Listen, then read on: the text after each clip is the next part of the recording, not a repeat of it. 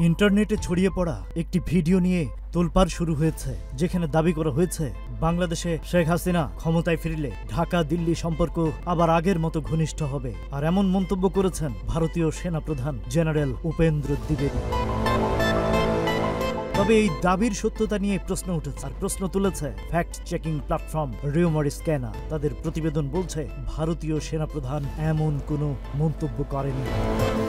Rumour স্ক্যানারের অনুসন্ধানে উঠে এসেছে, ছড়িয়ে পড়া ভিডিওতে সেনাপ্রধান আসলে বলেননি যে শেখ হাসিনা ফিরলে সম্পর্ক উন্নত হবে, বরং তিনি বলেছিলেন বাংলাদেশে সরকার বদল হলে ঢাকা দিল্লি সম্পর্কের পরিবর্তন হতে পারে। মূল বক্তব্যকে বিকৃত করে ভিডিওটি ভুলভাবে উপস্থাপন করা হয়েছে।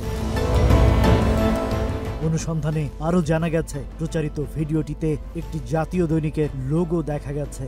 ওই দৈনিকের ফেসবুক পেজে 10 মার্চ প্রকাশিত একটি ভিডিও পোস্টের সঙ্গে এই ভাইরাল ভিডিওর মিল রয়েছে। সেখানে স্পষ্ট করে বলা হয়েছে বাংলাদেশে সরকার বদলালে ঢাকা দিল্লি সম্পর্ক পরিবর্তন হতে পারে। অর্থাৎ প্রচারিত দাবিটি বিভ্রান্তিকর ও ভিত্তিহীন।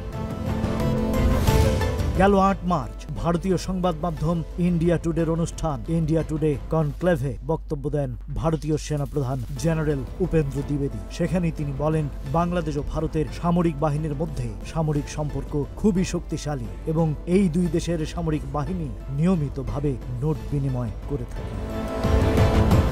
Rajib Raihan, news flash 71।